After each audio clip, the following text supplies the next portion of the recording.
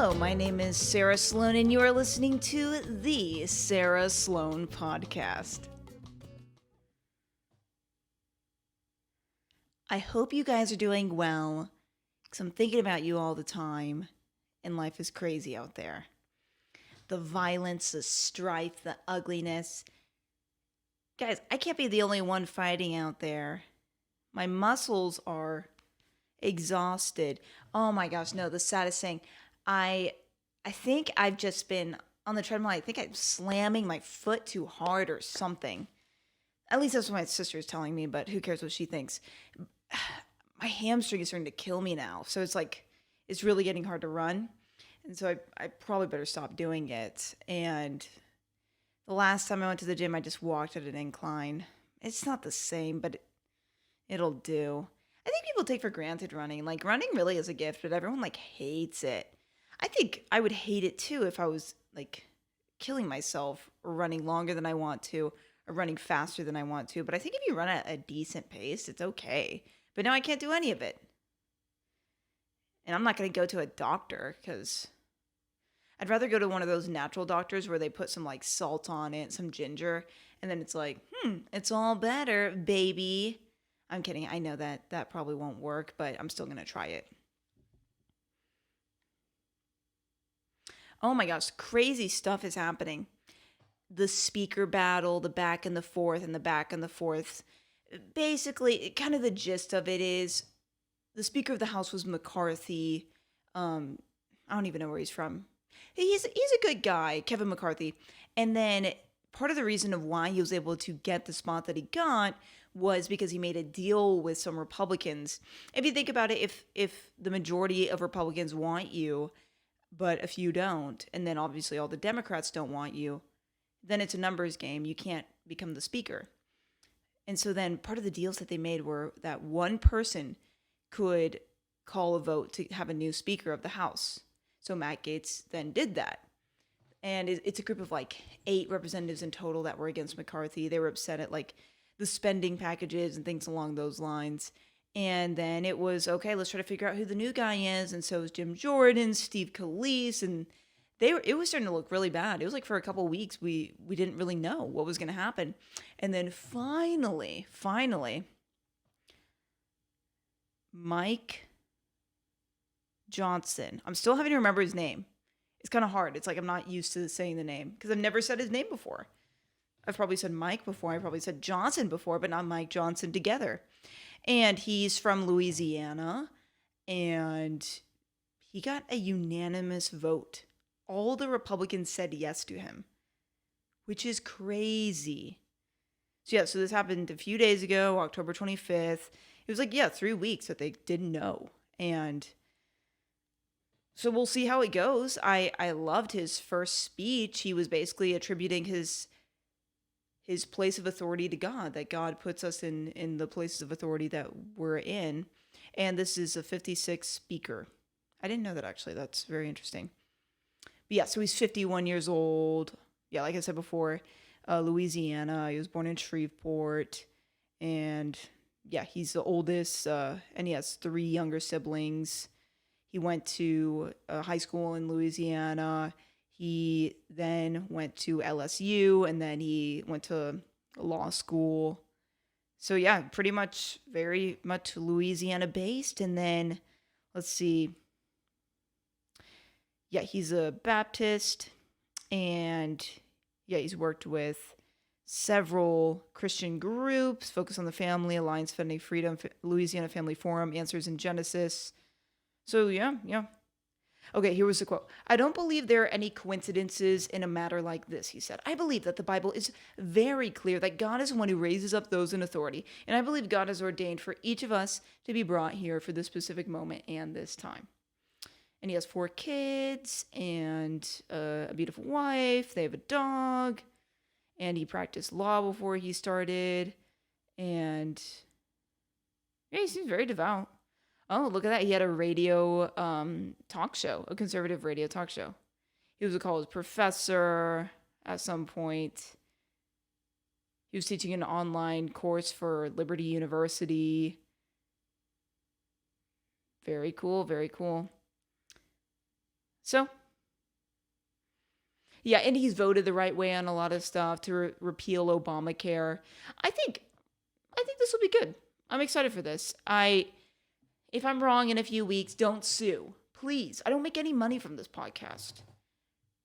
Oh, gosh, I think I made a couple of dollars from Rumble like a long time ago. And that's it, Yeah, nothing else really. So I'm not banking on this, but don't sue. I'm serious, guys. I'll be really upset. You don't want to see me mad. Gosh, what are we like whenever we're mad? Whenever I'm mad, I get like... I usually just need some space, or I kind of like... It depends on the situation. There's been some times where I'm pretty confrontational, or I'm just like, you're a freak, I'm never going to talk to you again, kind of a thing. It depends on the situation. And I think we need to customize our reactions to that situation. But yeah, no, there was one time I was dealing with someone and I was like, oh, there's something wrong with you. I'm just going to have to cut you off, kind of a thing. Because there was just like no reconciling there. It was sad, but it was just like, can't do anything there. Why am I talking about this? Oh, and he does oppose the Ukraine aid, if you were wondering.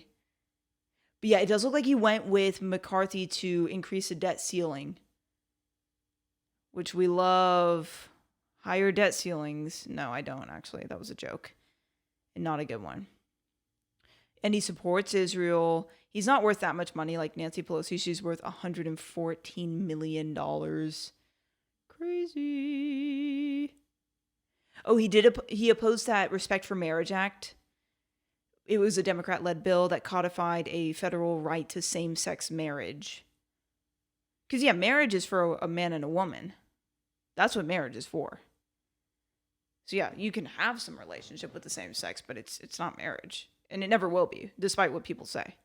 And despite whatever a law says, it doesn't matter. So, yeah, the part of the thing that made a unanimous vote for him is that he has no enemies in the House, which is crazy to think about, because no matter what, you're going to have disagreements with people. If you don't want to vote for someone's bill, boom, you're an enemy there. Like, no matter what, you're going to make enemies. So I don't know how he doesn't have any enemies. I almost wonder if that's like a concerning point about him, if that makes me kind of question him, but I'm not sure. I'm obviously not there. I don't know what's actually happening. I'm just speaking from afar, very far. And then Trump does like him. So, and he was telling Trump to keep fighting the good fight. He was against the January 6th committee creation that they did. But yeah, he's got a lot of challenges ahead. So we will see. Yeah. And I was looking at the Epic Times for all this information, but you can find this stuff anywhere. So, okay. And then another thing that's very interesting. Golly, what was it? The second Republican presidential debate. Now, this happened like over a month ago, and I never talked about it. And I don't have regrets about that. It was a weird debate. And so I think I just kind of tried to push it out of my mind. Who knows? I guess it is worth watching if you have a chance. Sometimes I want to go back and watch like all the presidential debates. And obviously the first one that was televised was the Kennedy and Nixon one. And that was very interesting because Kennedy, he kind of used the power of TV. He used the power of the camera. And polls said that the people that watched it thought Kennedy won. The people that heard it thought Nixon won, which is really interesting. But yeah, he looked so amazing, so attractive, so tanned. And Nixon just looked like he was sweating and all that. But like speaking wise, they both did well, So the power of TV, man. And then Reagan dominated televised debates. Even if you don't have time, even if just like going back, presidential debate, famous moments, and you'll see just really interesting stuff. What was it? One of them, I think, George Bush, the father, the older one. So I think he was the 41st president. I hope I'm right on that. The 41st president, and he looked at his watch, and that really turned people off because they're like, okay, you're worried about the time. You obviously have better things to do. So we have better things to do than to vote for you. I don't know actually what the people were thinking, but yeah, the Republican presidential debate, this was done by Fox News and Univision. So a Hispanic media company who is the boss of them? I don't know if they're connected with MSNBC. I think they are. I think they're maybe connected with them, but they're obviously much more left-leaning. And a lot of people were complaining about this. They're like, why did you guys even have to partner up? There was no need for that. And so one of the moderators of the debate was the Univision lady. And, you know, this is a little dicey, but she was kind of hard to understand. She has a very thick accent. And so, you know, I really applauded the guys, the people on the stage taking the questions, because there were a couple of moments where I was like, honestly, I probably would have missed that question. I would have had to ask, like, can you say it again? And that's with me, who has a Hispanic mother, who's been hearing a very thick accent my whole life. And that's what we have to do. Probably half the time her and I speak to each other, we're both saying, can you say that again? What'd you say? Because we don't know. Language is difficult. It just kind of is. So, yeah, I think it's a mistake. We're an English-speaking country, so we need to accept that. And the integration of Spanish-speaking into things like that, well then, let's start spreading it out to more languages, all of that. Let's translate everything. It can snowball, is my point. But everybody, I think, was nervous and wanting to make their big moment for themselves. And so I think they just acted out, like all of them. The only one that I think was trying to kind of reel it back a little bit was probably Ramaswamy, Vivek. I think he knew how he came off before, and so then he was trying to change it. He even said that. He kind of said probably what the pollsters figured out. He's like, everybody thinks I'm this young guy that's just trying to skip several stages ahead. I think I'm so smart, and I want you to know I am humble, like that kind of a line. It was very awkward. I thought I'd play a highlight video that I thought was done extremely well. It was actually done by the Boston Globe. So yeah, if you guys ever want to subscribe to the Boston Globe, who reads newspapers anymore? Like, yeah, nobody does. So let's play this, because I felt like it just covered it extremely well. And then we'll discuss afterwards. None of you have indicated that you're dropping out. So, which one of you on stage tonight should be voted off the island? Please use your marker to write your choice on the notepad in front of you. 15 seconds starting now. Of the people on the stage, who should be? I'm absolutely serious. With all due respect, I mean, we're here, like, we're happy to debate, but I think that's disrespectful to my fellow competitors. Nobody wants. Governor Christie, I believe I did see you write something on the card. Who was it? No, but I'll certainly tell you. Go. Okay. Yeah. Look, I think I've been the only one on this stage who's been clear about this. I vote Donald Trump off the island right now. And the reason I vote him off the island, any of the people on the stage, you know what? off the Every person on this stage has shown the respect for Republican voters to come here to express their views honestly, candidly, and directly, and to take your questions honestly. Where's Joe Biden? He's completely missing in action from leadership. And you know who else is missing in action? Donald Trump is missing in action. He should be on this stage tonight. He owes it to you to defend his record, where they added $7.8 trillion to the debt. That set the stage for the inflation that we have. And I want to look at that camera right now and tell you, Donald, I know you're watching. You can't help yourself. I know you're watching, okay? And you're not here tonight, not because of polls and not because of your indictments. You're not here tonight because you're afraid of being on the stage and defending your record. You're ducking these things. And let me tell you what's going to happen. You keep doing that, no one up here is going to call you Donald Trump anymore. We're going to call you Donald Duck. This is infuriating because TikTok is one of the most dangerous social media apps that we could have. And what you've got, I honestly, every time I hear you, I feel a little bit dumber for what you say. Because I can't believe that here you've got a TikTok situation. I think we would be better served as a Republican Party if we're not sitting here hurling personal insults and actually have a legitimate debate about policy following Reagan's 11th Commandment in his honor.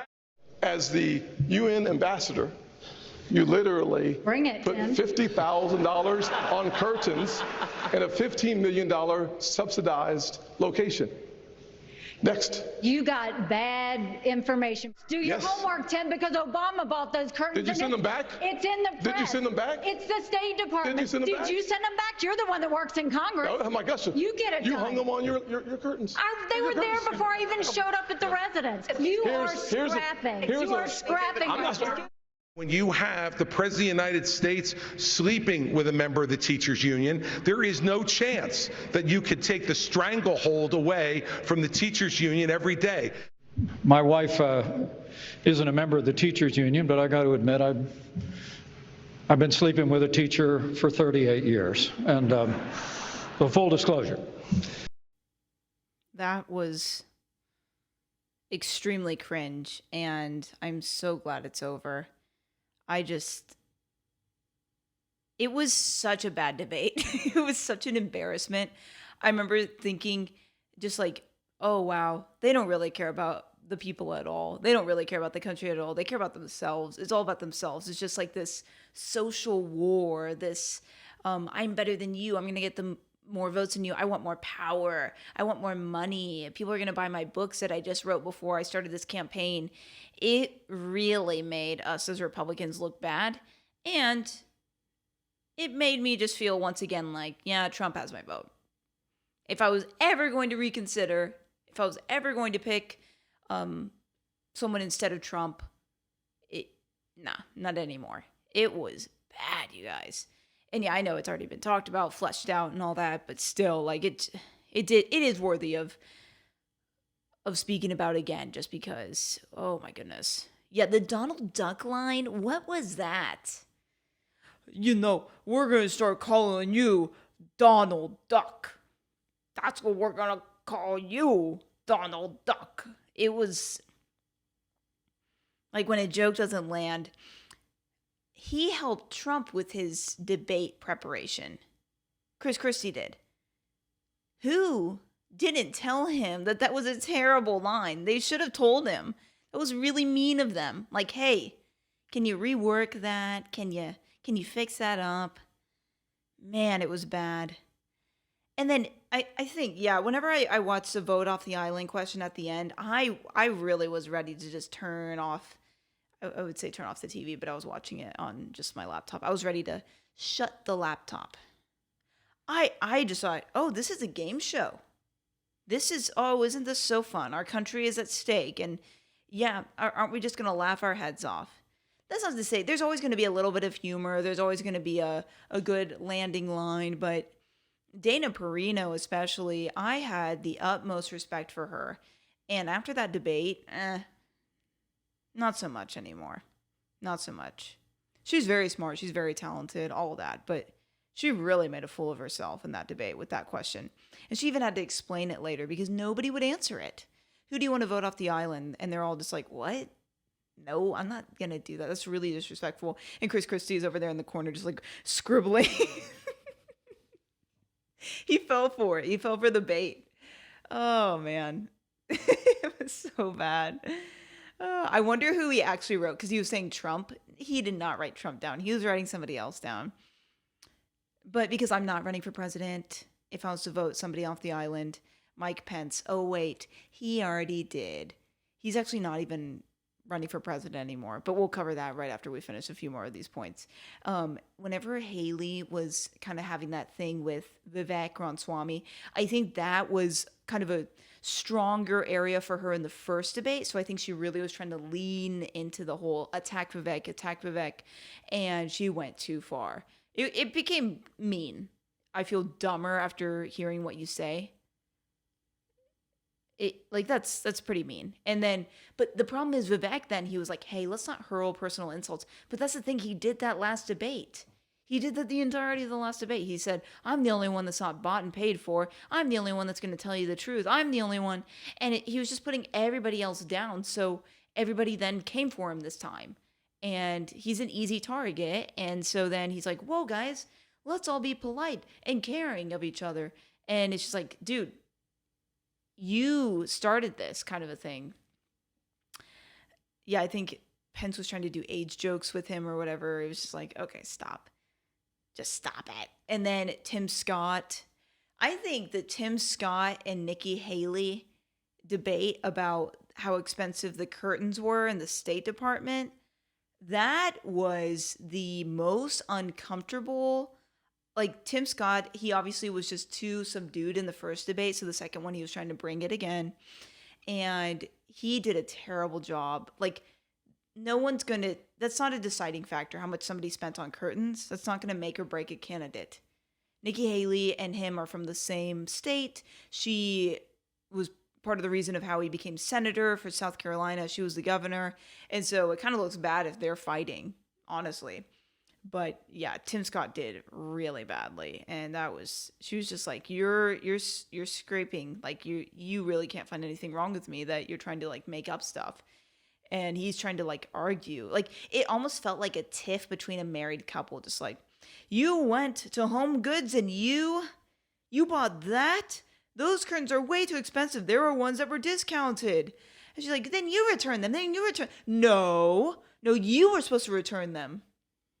So weird. And then Pence making the joke about sleeping with a teacher. Pence is not funny. There are some people, they can be funny.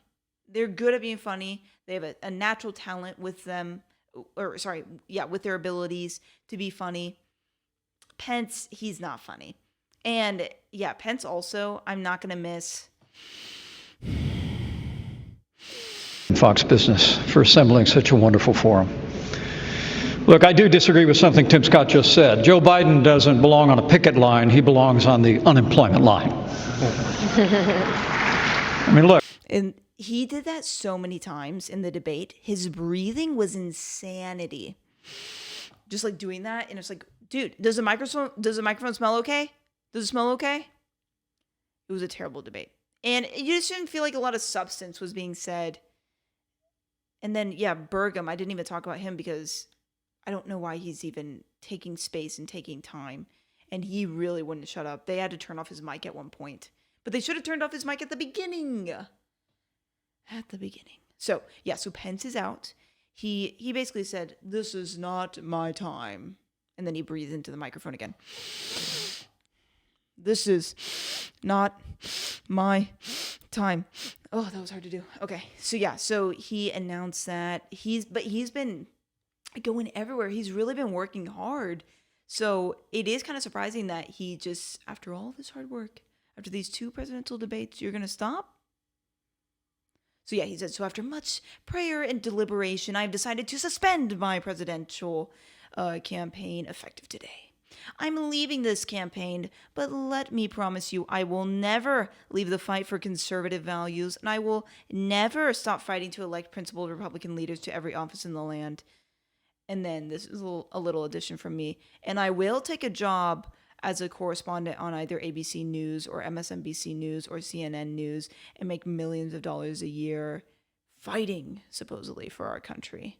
The only reason he's even popular with the liberals right now is because he's attacking Trump. They love that. That makes them so happy. But the reality is he's been doing terribly in the polls. We all knew that he wasn't going to win. And yeah, okay, so let's see. Oh, this was interesting in this article. The Associated Press NORC Center for Public Affairs Research poll from August found that the majority of U.S. adults, 57%, viewed Mr. Pence negatively, with only 28% having a positive view. That's pretty bad. So yeah, he was so popular at one point. He really could have done very well for himself, and he has just done terribly. Obviously, the big conflict that they had was from January 6th, and Trump really felt that he could have sent back the votes to the states, the electorate votes to the states, and he didn't do it. Okay, he didn't do it. We were mad about that. But then you had to run for president, and you had to speak very poorly of Trump over and over and over and over again. It was like it was a slap in the face, and then he just continued to continue to punch. And I'm just like, ow, bloody nose. Oh, black eye. Oh, another black eye. Missing tooth. More missing teeth. Ow. That's what he did. And so, yeah, no, I was never going to vote for him. Like, seriously, there were so many better options than him. So they're also saying that it was 2 months before the Iowa caucuses, and so he didn't want to be embarrassed with the vote, like obviously losing and not qualifying for the third debate, which is actually going to be November 8th in Miami. So get ready to watch that because it's going to be so bad. It'll be so bad again. I will say for the third debate, I think Trump needs to be there this time around. So they also were talking about his money. So he supposedly has 1.18 million in the bank from campaigns and 621,000 in debt by the end of September. And so they think that the debt has probably grown and it'll take him a long time to pay it off because he's not like really that wealthy. Pence isn't. So yeah, it's not good. It's not good at all. But he didn't have to do it in the first place. He didn't have to run. I don't know who told him. Who told him that this was a good idea? I could have told him, don't do it. But I think whenever once again, when you're around all these people that really love you, really care about you, and they just want to tell you only positive stuff. So I guess they don't really love you. They really just love the money that they'll make whenever they're part of your campaign staff. And the people they'll get to rub elbows with. Rubbing elbows. That's weird to think about. But that's a common phrase that's used. Very common indeed. Ooh, this was an interesting story as well. Okay, so yeah, something that I think about with a little bit of worry and fear, but it's not like it actually bothers me, are electric vehicles and how they're just becoming increasingly popular. I'm seeing them everywhere. If you go to if anyone knows what Buc-ee's is, it's a very, very large gas station, like the largest in the world. And there's more and more and more of them being built. They have a section of their parking lot with just like Tesla charging stations. And the one that I go to, the Buc-ee's I go to, there's probably over 20 of these Tesla's charging stations. It's insane. So Teslas are becoming so popular. And all these companies now, these common car companies, Ford, GM, everyone, they're saying that they're going to do only EVs in the next 20 years or whatever.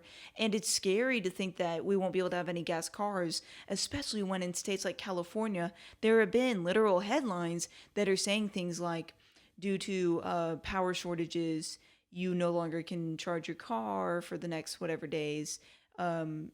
People can't even drive if that's their only vehicle because they can't charge their car. And so then it makes you think, maybe gas cars are valuable. I'm fine with a hybrid. I have no personal issues with a hybrid, but EVs, I think it's fine if some people have them, but first of all, not everyone can afford them. They're very expensive and they're really trying to force it on us. And so, so Ford, they announced that they are postponing $12 billion in spending on EV manufacturing expansions. And they were going to have a new battery plant. And so, they're postponing that. And, so let's see. They're saying that maybe this is because people aren't willing to pay for the high cost of the car. Yeah, maybe so, whenever everything else is so expensive. If you look at the rates of rent, it's ridiculous. I don't even live in the largest town, and it's pretty expensive where I live too. It's pretty comparable even to bigger cities, the cost of rent. So then it makes you think, well, maybe I should go to the bigger cities where they're going to pay me more. But then also the higher taxes in the bigger cities. So then it's just it's very stressful. And it doesn't have to be this way, guys. It's a lot because of Biden. So talk to him. But you don't have to really talk to him. He probably won't talk to you. And the interest rates on car loans are even more expensive, is what they're saying. And then, so they said EV sales were up 51% in the first 9 months of the year, then 69% over the same period in 2022. And so, there has been a growth of EVs, like I'm saying, and I'm seeing it everywhere. And then, what was it? Yeah. So Ford, GM, they, part of the reason why they're going to have to lower the goals is also because of the auto workers striking, because they haven't really gotten the wages that they want. I think they're also worried about automation and kind of being pushed out by, robots, and their pay isn't enough, the conditions aren't enough, all this kind of stuff. They want 4-day work weeks, I think. There's a lot of complaints that they have. If they get a really sweet deal, I'll probably be moving over there and building cars. So, because I really know how to do that. I'm very good at that, by the way, in case anybody was wondering. Yeah. Okay. So, GM, they were going to do some venture with Honda to get millions of EVs that are under $30,000 onto the global market. And even in Mexico, Elon Musk was going to do a Tesla gigafactory.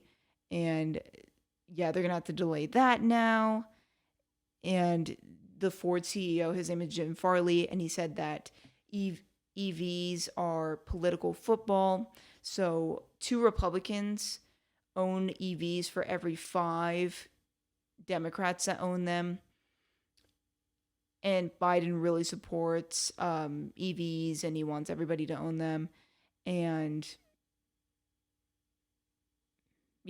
so we'll see. We'll see where this all goes. I know this is a changing story, ever changing, but I really don't have any interest in owning an EV, ever. I know that they're very smooth, they're very fast, they're very nice, they're beautiful. The cars open up the car doors open up in a different way. They have a frunk, I think is what it's called. I'm probably saying the wrong name for it, but where you can open up the hood of your car and it's just extra space because you don't have to have all the stuff in there. And so people can literally store stuff in the front of their vehicle. That's kind of cool. I don't care. It's not enough. Okay, let's see. With the Israel-Hamas, that has kind of continued. It's been really scary seeing how many people are anti-Semitic. It's not great. And then also a lot of hostages, American hostages, and it just doesn't seem like it's being taken very seriously from our leaders in this country. And so, I'm continuing to just pray for their prosperity and their strength and their growth. But and it's all this conflict, although it's so ugly and everything, and you hear the most horrific violent acts, you are starting to see where people are at with their personal beliefs, and you didn't know where they were before. Like, a lot of people are just like, oh, it's a complicated issue, I'm just going to stay out of it. But now they're kind of having to pick a side, and I think that's for the best. So they're, let's see. Israel's military ramped up its ground operations and airstrikes in the Gaza Strip. They knocked out most of the internet and phone services for 2.3 million people living in the territory. There was then a blackout, and humanitarian aid groups were unable to reach their workers in Gaza. And okay, so they're losing a lot of contact with journalists, and they're targeting Hamas's extensive network of tunnels that run under Gaza. And on Saturday, they killed one of the planners behind the October 7th attack, which, that's great news. That is great news. But so it continues to escalate. It's getting crazy, you guys. The world is really all over the place. But it was bound to happen. Hamas has always hated Israel. And I think Israel, maybe they didn't quite realize that they needed to have more surveillance. Because, the fact that they couldn't see that this was going to happen. You got to know that people hate you. And you got to watch them. Even they would build just water pipes in Gaza. And Hamas would take these water pipes and make rockets out of them. And there's literal video of this. It's horrific. They're like literally hurting babies, cutting off their heads, stabbing them. Like they are not good people in any way. And so I think we all really just had to wake up to the reality of this.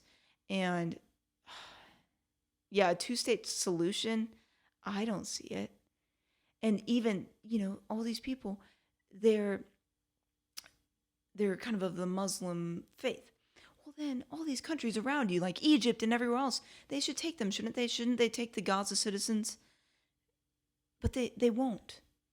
They literally said, we will not do that. What? How does that make any sense? And if you look at the Egyptian border, it's so fortified. It's a really good border. We should honestly take notes.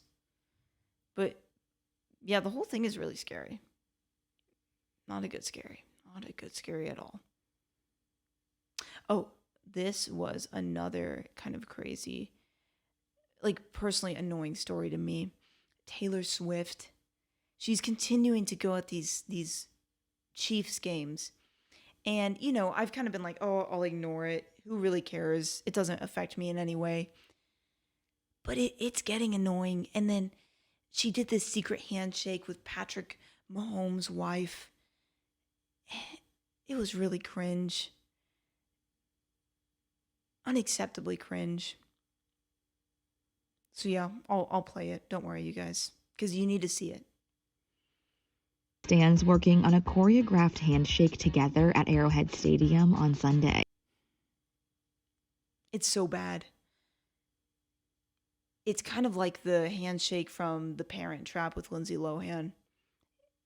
And you know that they planned it and everything because they wanted the cameras to see it. And then Taylor even did this thing where she was like so scared that he got tackled, that Travis Kelce, her boyfriend, got tackled. And she was like, She's like 33 years old. And she's still acting like a little kid. But yeah, I think some people are getting sick of it. They're getting sick of it. And that handshake, I think, really showed people like, she's just milking this for the attention. But she's like a billionaire now, guys. She's so wealthy. It's scary how wealthy she is. Yeah, my sister and I were talking about her music, and my sister was like, I listened to her 1989 album. I listened, and I really was open-minded, and I was just like, no, I'm going to, like, give this a chance. And she's like, I hated it. I absolutely hated it. And I really respected her for being so open-minded to listen to the entire album. Couldn't be me, that's for sure. I can't listen to that junk. It's just, it's so annoying. And plus, even if you don't pursue it, it's going to come on in every store you shop at. I always hear her music everywhere I go, even if I'm trying not to listen to it. I would literally probably have to have like noise canceling headphones on to tune it out. It's always on. But she's so popular. And I don't know why. And I'm sure, like, here's the thing. I know if I met her and we talked and everything, like, I'm sure we would get along really well. She seems to really know how to talk to people. It's how she's gotten to where she's gotten, and obviously her talent and ability and stuff. So, but just as a spectator, when you're a 33-year-old and your boyfriend plays football and you've never dated a guy like him, and now for whatever reason you're totally into that kind of a guy, and then you're doing a secret handshake with another grown woman to celebrate, it's pretty cringe. It's pretty cringe. So, and she really watches the games. That's one thing I'll say. Like, if you see me at a football game, first of all, you're never going to see me at a football game, ever. But if you see me at a football game, this is what you're going to see. Me on my phone. Or me talking to somebody this way. And not listening at all. Or watching the game at all. Because I don't care. Football is so boring. It's basically, two teams, and let's see who can get on this side or this side. It's so boring. And I know you have to have ability to play and all that. And I know they could beat me up right now. Do it. Beat me up. Every football player, please tackle me right now. I would love that. I would really hate that. I would cry if I got tackled. Oh, man. Ooh, The Daily Wire. Everyone know that media company, The Daily Wire. They're awesome. I listen to their stuff all the time. I love their show. But they're going to do a Snow White movie. Because apparently Disney doesn't like own the rights to Snow White. They didn't make Snow White. It's like an older story than just Disney's. And so they're going to use Brett Cooper, who does a show on The Daily Wire, which I actually find to be extremely enjoyable. She's like 21 years old. She just got engaged. But she does these like 10-minute shows talking about like pop culture and all that kind of stuff. I love it. Like, I try not to miss any of her shows anymore because it's just so fun. And it's very well edited. It looks amazing. props to Daily Wire. They are killing it. She deserves every subscriber that she has. But yeah, and she was already an actress. So she's been an actress more than a political commentator or a pop culture commentator. And so now she's going to be in that movie. And then also they came out with this Bent Key is what it's called, an app with children's programming. All these shows released and everything. And so it's supposed to be an alternative to like Disney Plus, because they were complaining about how Disney Plus is terrible. And if you show any of your kids like cartoons nowadays, it's probably going to be teaching them about how it's good to be trans, how it's good to be gay or non-binary or whatever the heck you want to be. And so this is just like good, clean content. You know, it's refreshing. And so, yeah, they've included it in the membership for their Daily Wire subscribers already. But then if you wanted to like buy it on your own, it's like $99 a year, which I think is really fair and competitive to give your kids like really wholesome entertainment. I think that's worth it. And obviously it's not even just like buying it to just buy it, but it's also to help so that they can grow and do more things, create more shows, make more movies and everything else.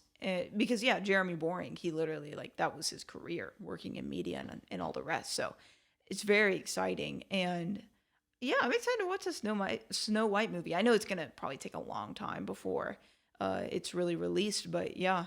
And if you watch the trailer or anything, it's her singing. So she's a good singer.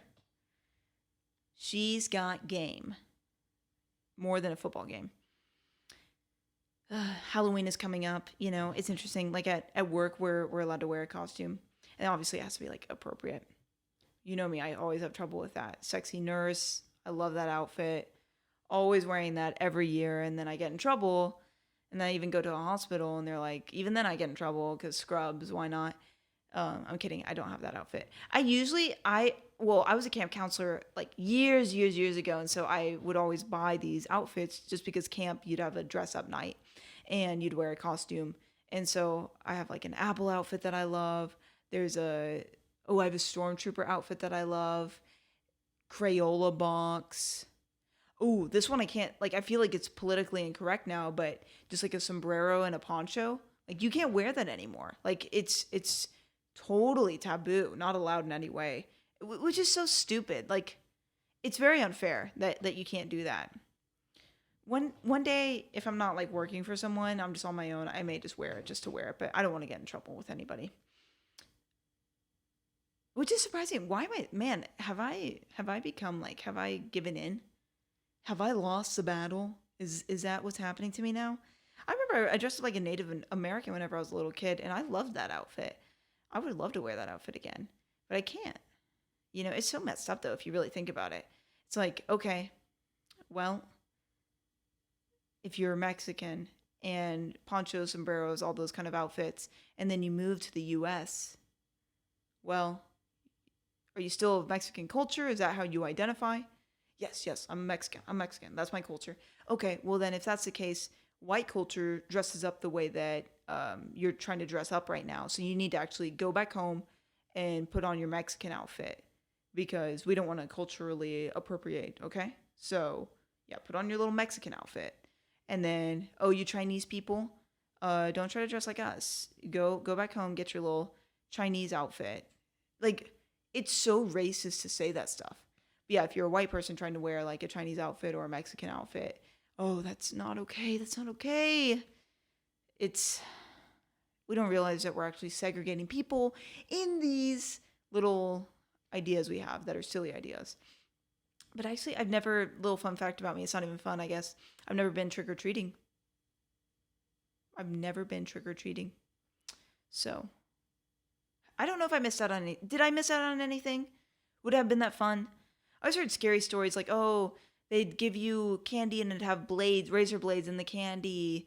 And so don't eat that candy and all that. And honestly, that kind of freaked me out enough to where I was like, I don't think I want to do that.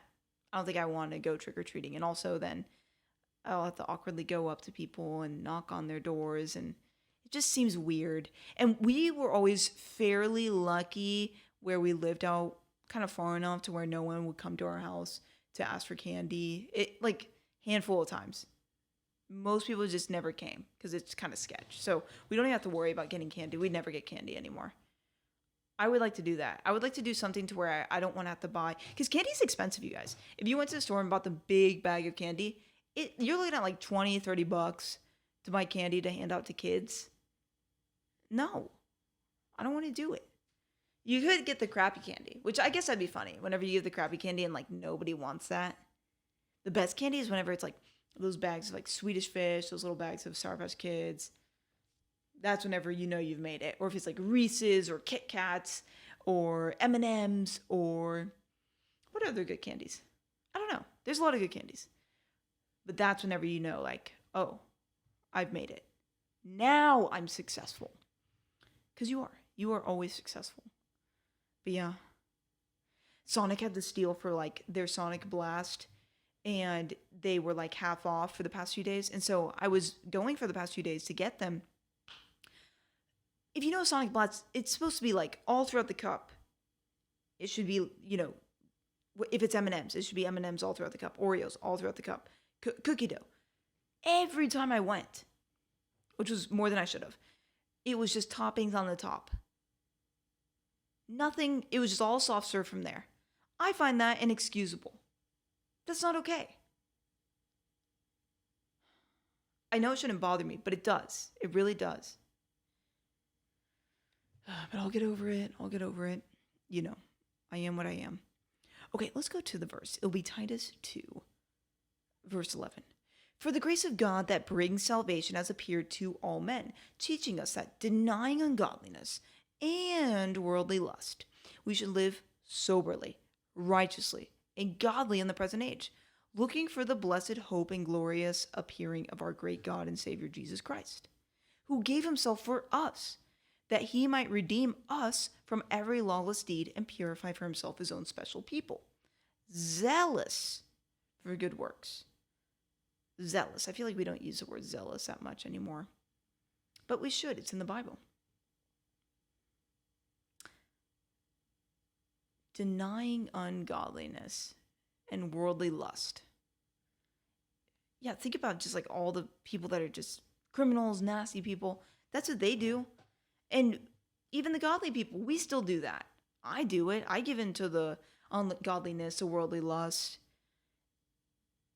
And we shouldn't. What should we do? We should live soberly, righteously, and godly in the present age. And we use the Bible as a guidebook in order to do so. And then we can even look at godly people in our lives and really try to follow their actions.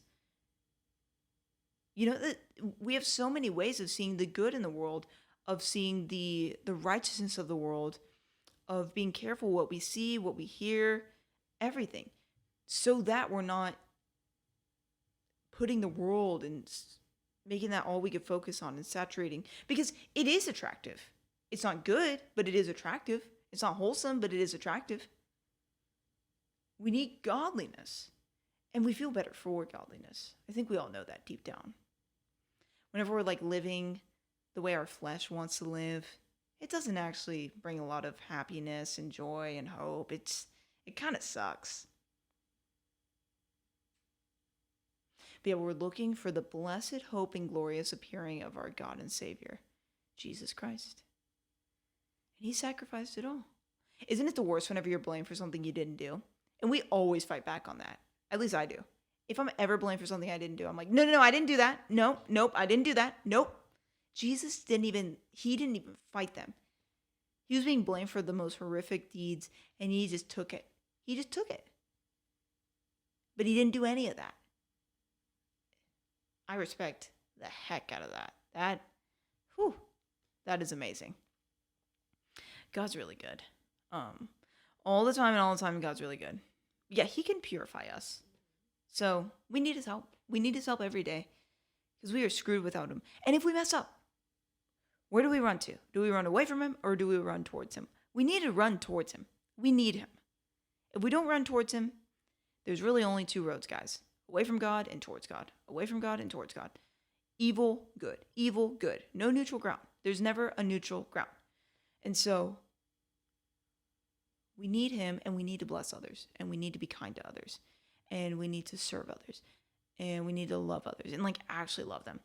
And yeah, the 1 Corinthians 13, even if I'm the most eloquent of speech, But if I don't have love, it means nothing. Like, that is the most amazing phrase.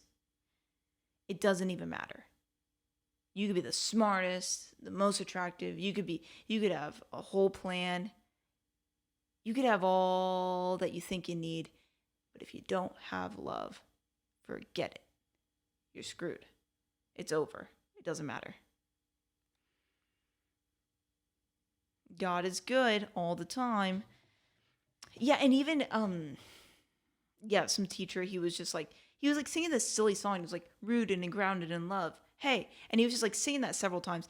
And it's like whenever our minds want to go to some like either like complaining, negativity, lust, whatever it might be, anything that's bad, any selfish thought, any thought of doing an evil deed, instead to focus our minds on God, even honestly a silly song like that is just so helpful. It's just like, oh man, no, I really hate that person. They were ticking me off right now. Or they just cut me off in traffic. Screw them. Rooted and grounded in love. Hey, like, that, as corny as it is, that helps so much. So much. I'll end with this. This reminds me of one of the first times that I drove by myself. And I was driving to college because I commuted. And so I was driving and I just wasn't fully aware of just like looking behind me, checking all my mirrors and all that stuff. And I apparently cut off this lady pretty bad. And so then we're stopped at a light. And then I see this older woman and I didn't know I cut her off. And she's just like, kind of like, put down your window. So I put down my window. She's like, did you know you cut me off? And I was just like, no, I'm sorry.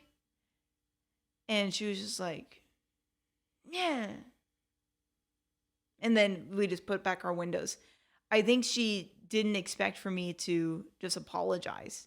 But I felt bad. I really didn't know the nuances of driving. Like I said, it was my first time driving on my own. It was literally my first time. I'd never done it before.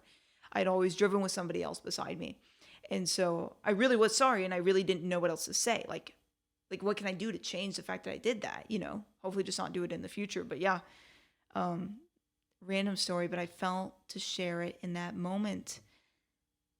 That's how crazy I am, and that's how crazy you are. You guys have been awesome to just be here listening to me. I'm grateful for every person that listens. I'm grateful for every view, every like, every subscribe, every 5 stars, whatever it is. It means a lot. And even if you didn't, I would still do this show because either way, I feel like it's an education. It's it gives me the ability to improve my communication. It gives me the chance to, read comments. Maybe I shouldn't read every comment, but it's overall a good thing. So thank you so much for giving your time. And I hope you appreciate the time that I give. But even if you don't, it's okay. It's okay. It's okay. Trust me. All right. You guys have a good one. Bye.